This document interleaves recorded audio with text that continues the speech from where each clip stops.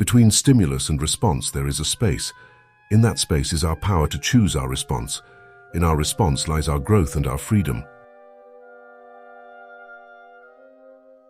Born in Vienna on March 26, 1905, Viktor Frankl emerged as an Austrian neurologist, psychiatrist, and philosopher. The originator of logotherapy, Frankl championed the notion that uncovering meaning stands as the paramount objective in an individual's life.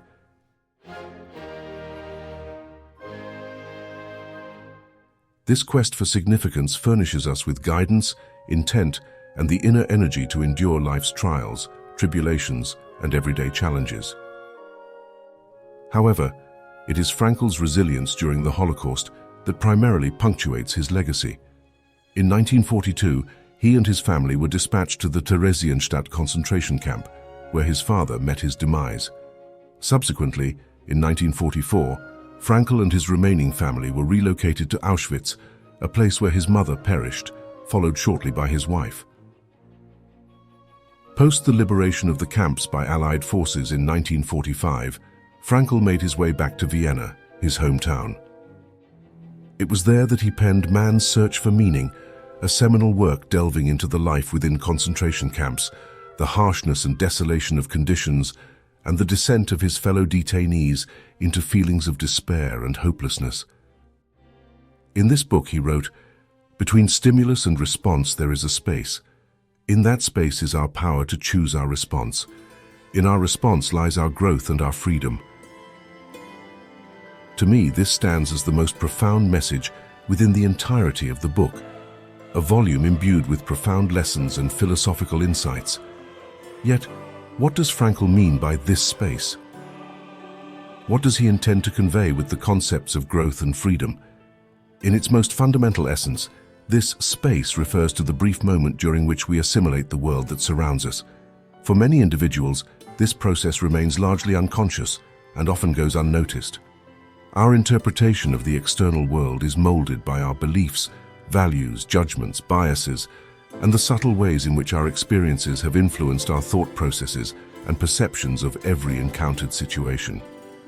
These perceptions gradually weave into our actions and ultimately shape the manner in which we react to the situations before us. For instance, consider the scenario where a dog approaches someone in the park. The reaction of an individual who experienced a childhood dog attack will inherently differ from that of someone who grew up bonding closely with a family pet. These perceptions ultimately filter down into our behavior and dictate the way we respond to what we've just encountered. While the stimulus is the same, the reaction to the stimulus can vary wildly based on the individual's experience.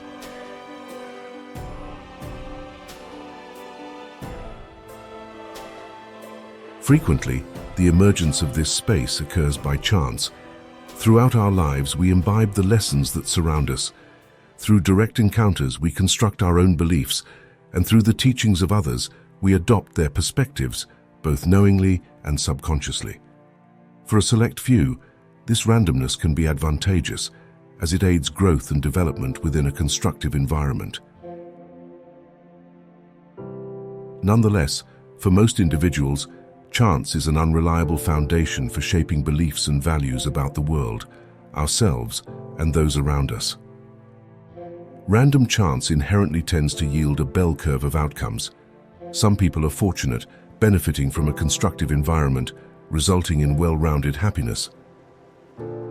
Conversely, some people face misfortune, grappling with trauma and hardship without the tools to cope, leading to profound unhappiness. The majority of people fall somewhere in between these extremes. By consciously rejecting the role of random chance and adopting a deliberate practice of shaping our mindset and character, we can tip the scales in favor of happiness, resilience, and holistic well-being. As Frankl aptly puts it, our growth and our freedom. This analogy can be likened to baking a cake. If life hurls random ingredients at you like watermelon, ketchup, noodles, and eggs, crafting a delectable cake becomes an arduous task. However, by discerningly curating what enters your mixing bowl and adeptly discarding what doesn't belong, you position yourself well to bake a palatable cake. Alterations in how we process the world invariably reshape our responses to it.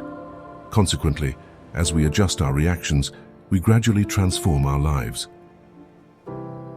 It's crucial, however, to channel our efforts inwardly, focusing on areas we can influence, instead of endeavoring to reshape the world or fixating on elements beyond our control. The Stoic philosopher Epictetus succinctly noted, "Some things are within our control and others not." In order to change our life, how we interact with the world around us and its people, we need to change the way we respond to it. And to change the way we respond to it, we must take full responsibility and ownership for the space between stimulus and response, and consciously create the beliefs, values, and judgments needed for constructive behaviors that align with who we want to be. So how can we do this? For me, there are 3 stages to changing and developing this area of our life. The initial stage is awareness. Dedicate time to pinpoint precisely what your beliefs encompass. Changing something becomes markedly challenging if you lack precise understanding.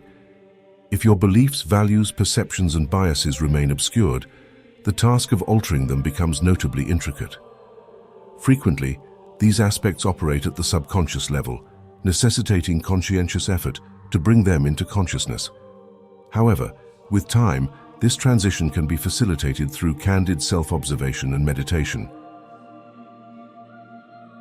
Once we've identified a few beliefs and can see them clearly, we then have to challenge those beliefs.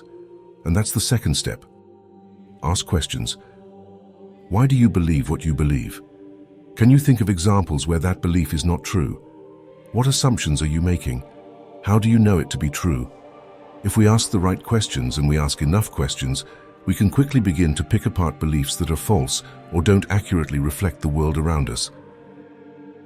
The final phase involves reframing. Should you identify gaps in your beliefs through questioning, inquire within about more realistic or constructive alternatives. Incorporate these insights into your newly revised and more precise belief framework. This often demands repetition, as the erroneous or misleading beliefs you've ingrained may have formed habitual patterns that necessitate rewiring. I trust you found value in today's video.